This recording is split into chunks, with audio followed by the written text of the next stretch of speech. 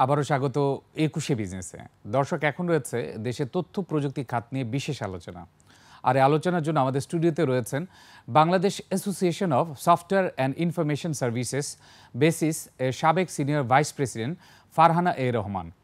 দর্শক, একুশে বিজনেসের এই অংশটি দেখছেন আলোক হেলথ কেয়ার অ্যান্ড হাসপাতালের সৌজন্যে, powered by national agri care group. দর্শক, জানিয়ে রাখছি, অতিথির সাথে আলোচনা চলাকালে পুঁজিবাজারের নানা তথ্য স্ক্রিনে দেখতে পাবেন স্বয়ংক্রিয় গ্রাফিক্সের মাধ্যমে। আপনাকে স্বাগত একুশে বিজনেসে। ধন্যবাদ।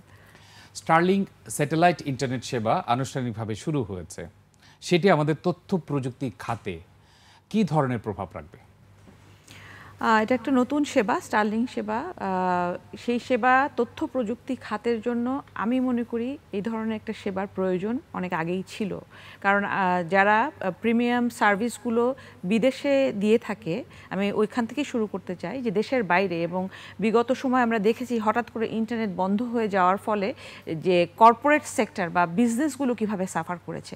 তো সেই জায়গাটা, সেই সমস্যাটাকে কিছুটা কমিয়ে নিয়ে আসার জন্য এই ধরনের সার্ভিস আরও আগেই আসা প্রয়োজন ছিল। এবং এখন দেখে মনে হচ্ছে যে এই সার্ভিসের দামটা একটু বেশি, সাধারণ মানুষের নাগালের বাইরে। কিন্তু যারা কর্পোরেট, যারা প্রিমিয়াম সার্ভিস বিদেশ রপ্তানি করছে, তাদের জন্য এই ধরনের একটা সার্ভিস এই ধরনের প্রাইসে আসতেই পারে। সময়ের সাথে অবশ্যই এটা কমিয়ে নেওয়ার আলোচনা চলমান থাকবে, কিন্তু এই ধরনের একটা সার্ভিসকে আমি স্বাগত জানাই। অবশ্যই আমরা সাধুবাদ জানাই যে, এবং কথা মতো আপনি জানেন যে খুব দ্রুত এটি বাস্তবায়ন করা হয়েছে। এখনের যে প্রাইসটি রয়েছে, যেটি নিয়ে আপনি বলছেন ৬,০০০ টাকা, ৪,২০০ টাকা, আপনার মধ্যে কেমন প্রাইস হলে আসলে প্রান্তিক লেভেলে অথবা সব লেভেলে আসলে অ্যাক্সেস করা সম্ভব হতে পারে? ২ থেকে ২,৫০০ টাকা হলে তো আমার মনে হয় যে রিজনেবল, রাইট? আমি আপনাকে প্রথমেই বলেছি যে সব লেভেলে সব কিছু অ্যাক্সেস হোক, সেটা আমরা চাই কিনা সেটা একটা প্রথম বিষয়। কারণ মানে আপনি যদি প্রায়োরিটি এবং বিজনেস নিয়ে কথা বলেন, তাহলে আমি ওই জায়গাটাকে আমি ফোকাস করতে বলবো। কিছু সার্ভিস আসলে একেবারে কর্পোরেট সেক্টরের জন্য খুবই প্রিমিয়াম সার্ভিস, প্রিমিয়াম প্রাইসে থাকতেই পারে। এখন যখন আমরা প্রত্যন্ত অঞ্চলের কথা বলছি, এবং প্রত্যন্ত অঞ্চলে আমাদের এই আইসিটি সার্ভিসেসগুলো বা আমাদের যে অর্গানাইজেশনগুলো যে এই মুহূর্তে ঢাকা কেন্দ্রিক বা এর আশেপাশে আছে, তাদেরকে নিয়ে যাওয়ার জন্য কিন্তু আমাদের এটাও খুব কার্যকরী ভূমিকা রাখবে। এবং স্টারলিংক আনার কিন্তু অন্যতম প্রধান উদ্দেশ্য হচ্ছে প্রান্তিক লেভেলে ছড়িয়ে দেওয়া, যেখানে আসলে ইন্টারনেট দেওয়া সম্ভব না, সেই জন্যই স্যাটেলাইট ইন্টারনেট সেবা চালু করার কথা হয়েছে। তাহলে যেই উদ্দেশ্যে আসলে চালু হওয়ার কথা ছিল, চালু হয়েছে, বাট প্রান্তিক লেভেলে ইনশিওর করাটাও আসলে জরুরি কি না, আপনি কেমন? অবশ্যই জরুরি। আমি যেহেতু একেবারে বিজনেস নিয়ে কথা বলছি, যে এই ছেলেটা মানে একদম প্রত্যন্ত অঞ্চল থেকে ফ্রিল্যান্সিং করছে, তার জন্য এই ধরনের একটা সেবা খুবই গুরুত্বপূর্ণ। তার ক্লায়েন্টের কাছে তার আস্থার জায়গাটা তৈরি করার জন্য এটা বলাটা খুবই জরুরি। এখন যে প্রাইসটা আছে, প্রাইসটা ডিপেন্ড করবে সে কী ধরনের কাজ করে, কত টাকা আয় করে সেটার উপর। কিন্তু অবশ্যই প্রাইসটা এখন সাধারণ মানুষ লেভেলে একটু বেশি আছে। কিন্তু আমি মনে করি যে ব্যবসা করতে হলে ভালো জিনিস দিয়ে ভালো সার্ভিস যদি দিতে পারি, সেই ক্ষেত্রে আয়ের জায়গাটাও অনেকখানি বাড়ানো সম্ভব। এবং আমরা সাধুবাদ জানাই যে যাত্রা শুরু হয়েছে। এখন দেখা যাক যে আসলে রাইটটা স্মুথ হয় কিনা। এখন আসি আমরা বাজেট নিয়ে। তথ্য প্রযুক্তি খাতে আমাদের যে বাজেট থাকে, আপনি জানেন যে এডিপিতে প্রায় সব খাতেই আসলে এবার কমেছে সংশোধিত, এবং এই ক্ষেত্রে তথ্য প্রযুক্তি খাতে প্রত্যেক বছর যে বরাদ্দ থাকে, সেটাকে আসলে ইউজ করা হয়, ইউটিলাইজ করা হয়? বিগত বছরগুলোতে আমরা শুধু শুনেছি যে বরাদ্দ বাড়ছে, কিন্তু এই যে বরাদ্দটা আসছে এবং কোথায় খরচ হচ্ছে, সেই বিষয়টা কিন্তু ওইভাবে পরিষ্কারভাবে ইন্ডাস্ট্রির কাছে কখনো আসেনি। আমরা দেখেছি অসংখ্য হাইটেক পার্ক, কিন্তু কোনোটাই কার্যকরীভাবে তৈরি হয়ে ভিজিবল হতে আমরা দেখিনি। একটা দুটো যেটা কার্যকর বলে মানে আমরা শুনেছি, সেই জায়গাগুলোতে হয়তো অল্প কিছু কোম্পানি খুবই ছোট পরিসরে অপারেট করেছে। তো বাজেটের বরাদ্দটা ইন্ডাস্ট্রিতে কতটুকু আসছে, সেই আলোচনাটা আসলে ইন্ডাস্ট্রি স্টেক হোল্ডারের সাথে যে আলোচনাটা হয়েছে, সেটাকে বাস্তবায়নের মাধ্যমেই করতে হবে। এখন আমি সফটওয়্যার ইন্ডাস্ট্রির কথা যদি বলি, আমি লোকাল প্রজেক্ট যেগুলো দেখি, বিভিন্ন মন্ত্রণালয় যখনই লোকাল পারচেজের কথা আসে, এইখানে টাকা নাই। আচ্ছা। হ্যাঁ, এখানে খুবই বাজেট নেই, খুবই অল্প টাকার ভিতরে কিভাবে একটা জিনিস তৈরি করা সম্ভব, আমরা সেই আলাপটাতে চলে যাই। বিদেশি সফটওয়্যার কিন্তু আমরা কয়েক গুণ বেশি দাম দিই, বিদেশি সফটওয়্যারের ক্ষেত্রে তো আসলে ওরা কি বলবে, ওরা কততে বিক্রি করবে, সেটাকে মাথায় রেখে তখন বাজেটটা অ্যালোকেট করা হয়। হ্যাঁ, এবং ওই বিদেশি সফটওয়্যার এগুলো পুরনো কথা, তারপরও বলছি যে তারা যখন সফটওয়্যারটা বিক্রি করে চলে যায়, এই জায়গায় যে তাদের যে সার্ভিসটা কন্টিনিউ করার সেইটা কিছুই থাকে না, তখন কিন্তু ওটা আবার মানে জিরো হয়ে যায়, ওই পুরো খরচটাই কিন্তু জিরো হয়ে যায়। সো বাজেটের ভিতরে যেটা আমি মনে করি খুবই ইম্পর্টেন্ট, বরাদ্দ কমলো বাড়লো সেটার চেয়েও ইম্পর্টেন্ট সেটা ইন্ডাস্ট্রির কতখানি কাজে লাগলো, এই মুহূর্তে ইন্ডাস্ট্রির যে রিকোয়ারমেন্ট সেই জায়গায় আমরা সেটা কতটা খরচ করতে পারছি, এবং সেখানে যদি এই দেশীয় সফটওয়্যারকে প্রাধান্য দিয়ে কিছু দিক নির্দেশনা ঢুকিয়ে দেওয়া যায়, সেটা বরং অনেক বেশি এফেক্টিভ হবে আমাদের ইন্ডাস্ট্রির জন্য। আচ্ছা, ইন্ডাস্ট্রির যে রিকোয়ারমেন্ট রয়েছে সেই অনুযায়ী যে বাজেটে যে বরাদ্দটা দেয়া হয় গত কয়েক বছর যাবত, আপনার মতে কি সেটি সাফিসিয়েন্ট কিনা, পর্যাপ্ত কিনা? আমি তো বলেছি যে আমাদের যে জায়গার রিকোয়ারমেন্ট সেখানে তো আমরা বরাদ্দ দেখিনি। আচ্ছা, দেখেননি? নাই, দেখেছি সেটা আমি বলি স্কিল ডেভেলপমেন্টে আমরা দেখেছি, কিন্তু স্কিল ডেভেলপমেন্টে যেই অংশগুলোকে ফোকাস করে এই বরাদ্দটা দেওয়া হয়েছে, ধরেন খুবই লো এন্ডের কাজে ট্রেনিং দেওয়া হয়েছে 3 মাস, এটা দিয়ে কেউ একটা কিছু করছে, সেটাকে আমরা সাকসেস দেখাচ্ছি। হ্যাঁ, কিন্তু সেই ছেলেটাই হয়তো আরেকটু ভালো একটা ট্রেনিং বা হাই এন্ডের, আমাদের আপনি জানেন তো চতুর্থ শিল্প বিপ্লবে নতুন অনেক ধরনের টেকনোলজি এসছে, সেই টেকনোলজি ট্রেনিংগুলো নিয়ে আসা, সেই টেকনোলজিগুলোতে আপনার সার্টিফিকেশনে নিয়ে যাওয়া, যেটা কিনা আমরা বিদেশেও বলতে পারতাম যে আমাদের এতজন এই ইয়ের সার্টিফাইড লোক আছে, হ্যাঁ, যেটা কিনা মার্কেটিংয়ে আমার কাজে দিত, সেই জায়গায় কিন্তু আমরা যেতে পারিনি। আচ্ছা, এক্ষেত্রে আর্টিফিশিয়াল ইন্টেলিজেন্স, আপনি জানেন যে এখন পুরো বিশ্বে আর্টিফিশিয়াল ইন্টেলিজেন্স যেভাবে ছড়িয়ে যাচ্ছে, বাংলাদেশ আসলে কতটুকু অগ্রগতি হয়েছে এই আর্টিফিশিয়াল ইন্টেলিজেন্স খাতে? এগেইন আমি কিন্তু আমার ওই জায়গায় আছি। এই যে আপনি বললেন আর্টিফিশিয়াল ইন্টেলিজেন্স স্পেসিফিক একটা টেকনোলজি, অথচ আমরা পিএইচপিতে ধরেন প্রচুর লোক ডেভেলপ করছি। আচ্ছা, হ্যাঁ, যেটা খুবই লো এন্ড টেকনোলজি, কিন্তু এই এআই এর জায়গাটাতে যদি সেইভাবে ইনভেস্টমেন্ট হতো, অ্যাডভান্স লেভেলে সেই ইনভেস্টমেন্ট হতো, বেসিক লেভেলেও যদি হতো, ওরা একটা বেসিক ট্রেনিং পেলেও কিন্তু যে মানে টেকনোলজি এমন একটা জিনিস যে নিজেকে ডেভেলপ করা যায়, কারণ প্রচুর সুযোগ সুবিধা সেটাতে আছে। সো সেই জায়গাটাতে ডাইরেক্ট করে একটা মানুষকে নিয়ে যাওয়া, একজন তরুণকে ওই দিকটা দেখানো, সেই জায়গাগুলো আমি মনে করি পর্যাপ্ত না, একেবারেই না। এক্ষেত্রে আপনি বললেন স্কিল ডেভেলপমেন্টে কিছুটা আসলে ফোকাস দেওয়া হয়েছে, এর পাশাপাশি আর কি কি আইটি সেক্টরে স্কিল ডেভেলপমেন্টে ফোকাস দেওয়া হয়েছে, কিন্তু সেটা ইন্ডাস্ট্রির জন্য একেবারেই কার্যকরী না। কার্যকরী করা যায় কিভাবে, আপনার মতে আপনার রিকমেন্ডেশন কি? রিকমেন্ডেশন হচ্ছে যে হাই এন্ড টেকনোলজিগুলো, সেই টেকনোলজিগুলোর উপরে ফোকাস করা, এবং শুধু ট্রেনিং না, কিছু সার্টিফাইড প্রফেশনাল তৈরি করা, যেটা কিনা আপনি যে এডিবির কথা বলছেন, এডিবি ফান্ডেড প্রজেক্টে এখন থেকে 4-5 বছর আগে কিন্তু রেকমেন্ড করে ঢুকানো হয়েছিল যে তারা যেন কিছু সার্টিফাইড প্রফেশনাল তৈরি করেন। হ্যাঁ, এগুলো কিন্তু কন্টিনিউয়াসলি আমার জানা মতে ইন্ডাস্ট্রি থেকে এই রিকোয়ারমেন্টগুলো গেছে, কিন্তু এখন পর্যন্ত সেটা বাস্তবায়ন আমরা দেখিনি। এটার বাস্তবায়নের দুটো দিক দরকার, একটা হচ্ছে আমার কাজ করার জন্য ইন্ডাস্ট্রির লোক দরকার, আর দুটা হচ্ছে আমি যখন বহির্বিশ্বে বাংলাদেশকে একটা জায়গায় ব্র্যান্ডিং করতে যাচ্ছি, আমাকে তো কোনো একটা কিছু বলতে হবে। আমার শুধু ইয়াং পপুলেশন আছে, দ্যাটস নট এনাফ যে আমি 5 টাকা পার আওয়ার যে জিনিসটা বিক্রি করছি 50 টাকা পার আওয়ার নিয়ে যাওয়ার জন্য। সো তার কিছু স্কিল আছে, তার কিছু সার্টিফাইড স্কিল আছে, যেটা মানুষ দেখে বুঝবেও আচ্ছা এটা তো আমার স্ট্যান্ডার্ডের কাছাকাছি। তো সেই জায়গাগুলোকে ফোকাস করা খুবই প্রয়োজন। যে আপনি যেটা বললেন ইন্ডাস্ট্রিতে লোক দরকার, সেটা একটা দুটোর মধ্যে প্রথমটা নিয়ে আসছি আমি। ইন্ডাস্ট্রিতে যে লোক দরকার সেগুলোকে আপনি বোঝাচ্ছেন যে আমাদের যারা ফ্রেশ গ্র্যাজুয়েট আছে তারা, নাকি শুধুমাত্র গ্র্যাজুয়েটও লাগবে না, যে কোনো ব্যাকগ্রাউন্ড থেকে শুধুমাত্র একটা সার্টিফিকেশন নিয়েও আসলে ইন্ডাস্ট্রিতে ঢোকা যাবে? আসলে কোনটা আপনি বলতে চাচ্ছেন? আমি দুটোই বলছি, কারণ ইন্ডাস্ট্রি তো শুধু ডেভেলপমেন্ট করছে ব্যাপারটা তো তা না, এখানে অনেক ধরনের লোক কাজ করছে। ইভেন যিনি মার্কেটিং থেকে লেখাপড়া করে এসছেন, উনি যদি ইন্ডাস্ট্রি নলেজ না রাখেন, উনি কিন্তু আমার প্রোডাক্ট সার্ভিসেস দেশে বা বিদেশে বিক্রি করতে পারছেন না। সো দুটো জিনিসই প্রয়োজন।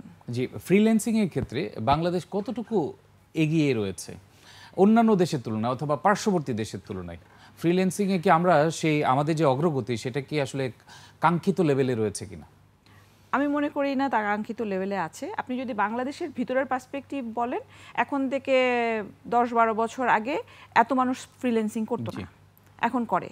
হ্যাঁ, সেই জায়গা থেকে চিন্তা করলে আমি এগিয়েছি, কিন্তু আপনি পার্শ্ববর্তী দেশ বলেন বা পৃথিবীর কনটেক্সটে যদি বলেন, এটা যদি আমরা সেরকম হাই এন্ড টেকনোলজিতে ট্রেইনড লোকরা এই জায়গায় আসতো, সেই জায়গায় তাদের আয়ের যে লেভেলটা হতো, তাদের প্রজেক্ট ডেলিভারি প্রফেশনালিজমের যে জায়গাটা তৈরি হতো, বাংলাদেশের ওভারঅল আইসিটি সেক্টরের যে ব্র্যান্ডিংটা গ্লোবালি হতো, সেই জায়গা থেকে আমরা এখনো অনেক পিছিয়ে আছি। আচ্ছা, এই ক্ষেত্রে আপনি যে স্বীকারই করে নিলেন যে আমরা অনেক পিছিয়ে আছি, আমার কিছু ফ্রিল্যান্সারের সাথে কথা হয়েছিল, সেক্ষেত্রে তারা যেটা বলেছিল, তারা নিজ উদ্যোগে নিজ উদ্যমে তারা এতটুকু এসছে, সরকারের পক্ষ থেকে তাদের সেরকম কোনো ধরনের সাপোর্ট নেই। আসলে আমাদের ফ্রিল্যান্সিং থেকে কিন্তু আমাদের রেমিটেন্স আসে, ঠিক আছে, আমাদের কারেন্সি আসে। সেই ক্ষেত্রে তাদেরকে ফোকাস দেওয়ার জন্য আমাদের আলাদা একটা উইং থাকা দরকার ছিল কিনা আইটি ইন্ডাস্ট্রিতে? উইং, দেখেন, ফ্রিল্যান্সারদের যা যা প্রয়োজন সেটা অনেক সময় অ্যাসোসিয়েশনের গুলোর কাছে এসছে। উইং তো হতেই পারে, যদি সেরকম সেই রিকোয়ারমেন্টটা নিয়ে এক জায়গায় হওয়া যেত তাহলে হয়তো সেই উইংটা হতো। কিন্তু আমি এটাও মনে করি যে নিজ উদ্যোগে ফ্রিল্যান্সাররা অনেকেই অনেক ভালো কাজ করেছেন, এবং ওনারা নিজেদেরকে অনেক ক্ষেত্রে ফ্রিল্যান্সার বললেও ওনারা কিন্তু এজেন্সি লেভেলে কাজ করছে, মানে সেটা কিন্তু equivalent to our company. So এখানে ইন্ডাস্ট্রি ওয়াইজ যে সুবিধাগুলো এসছে সেটা ইন্ডিভিজুয়াল লেভেলে নিয়ে যাওয়াটাকেই আমি মনে করছি আপনি যেটা বলছেন যে ফ্রিল্যান্স ছড়িয়ে দিলে সো তারা আরো ফ্লারিশ করতে পারবে। সেই জায়গাটার জন্য আমি স্কিল ডেভেলপমেন্টে কিন্তু আপনাকে বেসিক যে জায়গাটার কথা বলেছি, যে আমরা যেখানে ফোকাসটা যদি আমরা একটু চেঞ্জ করে ফেলি, তখনই তো এক স্টেপ মানে কয়েক স্টেপ উপরের দিকে চলে যাওয়া সম্ভব। জি, বোঝা গেছে। আমরা আরো প্রফেশনাল নেটওয়ার্ক নিয়েও কথা বলবো, একটা ছোট্ট বিরতি নিতে হচ্ছে। দর্শক, এ পর্যায়ে নিচ্ছে একটা ছোট্ট বিরতি, ফিরছি একটু পরে, ততক্ষণ আমাদের সঙ্গেই থাকুন। আবারও স্বাগত 21 বিজনেসে। দর্শক, বিরতির আগে তথ্য প্রযুক্তি খাত নিয়ে কথা বলছিলাম Bangladesh association of software and information services বেসিসের সাবেক senior vice president Farhana A রহমানের সঙ্গে। প্রিয় দর্শক, 21 বিজনেসের এই অংশটি দেখছেন আলোক হেলথ কেয়ার অ্যান্ড হাসপাতালের সৌজন্যে, powered by national agricare group. আমরা আবারও ফিরছি আলোচনায়। আপনি যেটা বলছিলেন হাইটেক পার্ক নিয়ে, আমাদের বিগত বছরে 8টি হাইটেক পার্ক গড়া হয়েছে, এই ক্ষেত্রে ফাংশনাল রয়েছে মাত্র 1টি। হাইটেক পার্ক কেন ফাংশনাল হতে পারছে না ফুললি? দেখেন, একটা হাইটেক পার্কের জন্য যে মিনিমাম অবকাঠামো দরকার, আমি যতটুকু জানি সেই অবকাঠামোটুকুও তৈরি হয়নি। হ্যাঁ, যে একটা ফাংশনাল, ওখানে হয়তো কিছু বিল্ডিং হয়েছে বা এইটুকুই, এর বাইরে কিন্তু কিছু না। একটা হাইটেক পার্ক করতে হলে সেটা রাস্তাঘাট থেকে শুরু করে মানুষের বসবাস করা, তার পাশে একটা লোকালয় তৈরি করার যে উদ্যোগ, অনেক কিছু করতে হবে। তো সেই জন্য সেইগুলো কিন্তু আমরা বিগত বছরগুলোতে এই যে 8টার কথা আপনি বলছেন সেটাকে ঘিরে আমরা দেখিনি। তো 7টা, বাকি যে 7টা আছে সেখানে তো এখন পর্যন্ত রাস্তাঘাটই নেই আমি যতটুকু জানি। তো সেগুলো যদি থাকতো, ধরেন রাস্তাঘাটটাও যদি তৈরি হয়ে যেত, জমিগুলো বরাদ্দ করে প্রাইভেট সেক্টরের হাতে দিয়ে দিলে তারাও কিন্তু আসলে নিজেদেরটা নিজেরা করে নিতে পারতেন, কিন্তু সেই জায়গাগুলোতে আমরা কোনো অ্যাক্টিভিটি সেভাবে আমি দেখিনি। পৃথিবীর অন্যান্য দেশ প্রযুক্তিকে অনেক প্রাধান্য দিয়ে থাকে, এতে প্রমাণ হয় আসলে আমাদের দেশ প্রযুক্তিতে কতটা আসলে গুরুত্ব দিচ্ছে। সেই জায়গায় আমরা আসি আবার শিল্পের সম্প্রসারণ অথবা বাজার সম্প্রসারণের জন্য কি করা প্রয়োজন? অবকাঠামো নিয়ে আপনি বলেছেন, অবকাঠামোর মধ্যে কিন্তু অনেক কিছু আসে। ইন্টারনেট, যেমন স্টারলিং দিয়ে আমরা শুরু করলাম, এগুলো কিন্তু অবকাঠামোর অংশ। বিদ্যুৎ সরবরাহ। তো যখন আমরা বাজার সম্প্রসারণে যাব, দেশের বাইরে থেকে কেউ যখন আমাকে কাজ দিবে, তখন কিন্তু এই প্রত্যেকটা ফ্যাক্টর তার জন্য খুবই ইম্পর্টেন্ট। এবং এই জন্য এই জায়গাগুলোকে আমাদেরকে হাইলাইট করতে পারার মতো লেভেলে নিয়ে আসাটা বাজার সম্প্রসারণের অংশ। এবং তার সঙ্গে আমরা স্কিল ডেভেলপমেন্ট নিয়ে কথা বলেছি। বাজার সম্প্রসারণের জন্য কিন্তু আলাদা করে বরাদ্দ প্রয়োজন। আমার জানা মতে বিগত 3-4 বছর আগেও ফরেন মিনিস্ট্রি এবং বাণিজ্য মন্ত্রণালয় বিদেশে বিভিন্ন জায়গায় আইসিটি সার্ভিসেস বিপণনের জন্য ডেস্ক ওপেন করার কথা ছিল, কিন্তু আজ পর্যন্ত কিন্তু সেগুলো আমরা দেখিনি। সো আইসিটি এমন একটা খাত, যেই খাতে অনেক সম্ভাবনা আছে, এবং আমাদের দেশের কেন আসলে এত কথা আইসিটি খাত নিয়ে, এত ইয়াং পপুলেশন এবং সম্ভাবনা দুটোকে মিলেই, কিন্তু দুটোকে মিলিয়ে যদি আমরা বাজারজাত বাজারজাত করতে না পারি এবং যেই সার্ভিসটা যেই বাজারের জন্য উপযুক্ত সেই পর্যন্ত পৌঁছে দিতে না পারি, তাহলে কিন্তু পুরো জিনিসটা থেকে ফলাফল তোলা সম্ভব হয়নি, যেমন আগেও হয়নি, এখনো আমরা করতে হলে এগুলো আমাদের করতে হবে।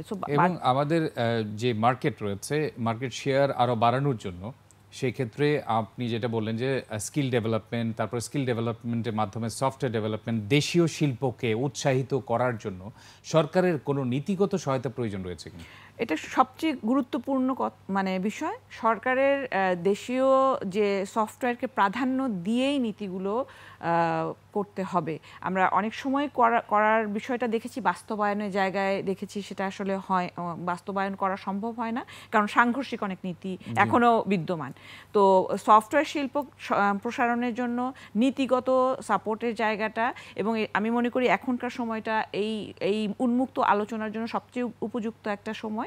বিভিন্ন মন্ত্রণালয় বা সরকারি বেসরকারি খাতে যে সফটওয়্যারকে বিপণনের যে নীতিগুলো আছে সেগুলোকে আমাদের সফটওয়্যার ইন্ডাস্ট্রি ফ্রেন্ডলি নীতি করা প্রয়োজন, এবং সেটাই সবচেয়ে গুরুত্বপূর্ণ বিষয় বলে আমরা আশা করি সরকারের নীতি নির্ধারক মহল অবশ্যই সেটি দেখবেন। আমাদের সাথে একজন দর্শক যুক্ত হয়েছে, আমরা ফোনটি নিয়ে আসছি। জি দর্শক, আপনি আপনার নাম পরিচয় দিয়ে প্রশ্নটি করুন। জি দর্শক, আপনি আমাকে শুনতে পাচ্ছেন? জি, শুনতে পাচ্ছি। জি, আপনি প্রশ্নটি করুন। হ্যাঁ, আমার প্রশ্ন হচ্ছে, স্টারলিংক আনুষ্ঠানিকভাবে যে যাত্রা শুরু করেছে, এটি আগামী বাংলাদেশে তথ্য প্রযুক্তির খাতে কিরূপ ভূমিকা রাখবে বলে আপনি মনে করেন? জি, আপনাকে অসংখ্য ধন্যবাদ। আমরা যেটি দিয়ে শুরু করেছিলাম, আবার তথ্য প্রযুক্তি খাতে কি প্রভাব রাখবে স্টারলিংক? বোধহয় আমরা এই আলাপটা করে ফেলেছি। তারপর যেহেতু প্রশ্নটা এসছে যে প্রিমিয়াম সার্ভিস দেওয়ার জন্য যে আনইন্টারাপ্টেড ইন্টারনেটের প্রয়োজন ছিল, যেটা আমরা দেখেছি যে 5 দিন 7 দিন মানে ঐচ্ছিকভাবে বন্ধ করে দেওয়া সম্ভব, এই জায়গাগুলো সম্ভাবনাটা আমরা যত কমিয়ে নিয়ে আসতে পারবো একেবারে নাই, সেহেতু আমি মনে করি এটা একটা প্রিমিয়াম সার্ভিস, এবং প্রিমিয়াম আমরা এক ধাপ এগিয়ে গেলাম। আবার স্পিডের ব্যাপার আছে, 300 এমবিপিএস। হ্যাঁ, আরেকটা হচ্ছে যে প্রত্যন্ত অঞ্চল থেকে এটা অ্যাক্সেস করা সম্ভব। সো তথ্য প্রযুক্তি খাতে যারা কাজ করছে, ফ্রিল্যান্সিং নিয়ে আপনি বলেছেন, বা আমাদের যে অর্গানাইজেশনগুলো এখন ঢাকা কেন্দ্রিক, কস্ট অফ ডুইং বিজনেস অনেক হাই, সেগুলোকে কমিয়ে নিয়ে আসার জন্য আমরা দেশের বিভিন্ন জায়গা থেকে যদি এই স্টারলিংক ব্যবহার করতে পারি, সেই ক্ষেত্রে সেই কস্ট অফ ডুইং বিজনেসটা নামিয়ে নিয়ে আসা সম্ভব। সো এটা তথ্য প্রযুক্তির ক্ষেত্রে অনেকভাবে সুফল বয়ে আনবে বলে আমি মনে করি। আচ্ছা, আপনি একটু আগে যেটা বলছিলেন সফটওয়্যার ডেভেলপমেন্ট, এক্ষেত্রে পিএইচপি যুগে আছি আমরা, যেহেতু এর পরে আরও অনেক আপডেটেড সফটওয়্যার এসছে, এই স্টারলিংককে আমরা কাজে লাগাতে পারি কিনা আরও নতুন নতুন বিশ্বের অন্যান্য দেশের সাথে, যেহেতু এখন নিরবিচ্ছিন্ন পাওয়া যাবে, প্রত্যন্ত অঞ্চলে পাওয়া যাবে, স্পিডও বেশি, আরও নতুন নতুন মডিউল আনা, নতুন নতুন সফটওয়্যার দিয়ে স্কিল ডেভেলপমেন্ট করা, সেটার জন্য কোনো পরিকল্পনার প্রয়োজন আছে কি, নাকি আপনাদের হাতে অলরেডি এরকম পরিকল্পনা রয়েছে? দেখেন, এটা তো আবার আপনি স্কিল ডেভেলপমেন্টে চলে আসলেন। স্কিল ডেভেলপমেন্ট ইজ অনগোয়িং, মানে এটা তো চলতেই থাকবে, এটা চলমান প্রসেস। হ্যাঁ, চলমান প্রসেসে ইন্টারনেট আমাদের আগেও ছিল, সো সেই ইন্টারনেট দিয়ে এই জিনিস কিন্তু চলছিল, সেটা হয়তো আরো বেগবান হবে, কারণ এখন আমরা নতুনভাবে চিন্তা করব যে আগে যেটা মনে করতাম যে অনেক সময় এটা ইন্টারাপ্ট হতে পারে, এখন আর সেটা হয়তো, যদি আমরা সার্ভিসটা ওভাবে পাই, সেই ক্ষেত্রে অবশ্যই এটা আরো একটু বেগবান হবে। জি, আপনাকে অসংখ্য ধন্যবাদ আমাদেরকে সময় দেওয়ার জন্য। ধন্যবাদ। দর্শক, এতক্ষণ দেশের তথ্য প্রযুক্তি খাতের নানা দিক ও করণীয় নিয়ে কথা বলছিলেন Bangladesh association of software and information services বেসিসের সাবেক senior vice president Farhana A Rahman. দর্শক, নিচ্ছে একটা বিরতি। দুপুর 2টা 30 মিনিটে আবারও ফিরে আসবো 21শে বিজনেসে। দেখার আমন্ত্রণ রইল, 21শের সঙ্গেই থাকুন।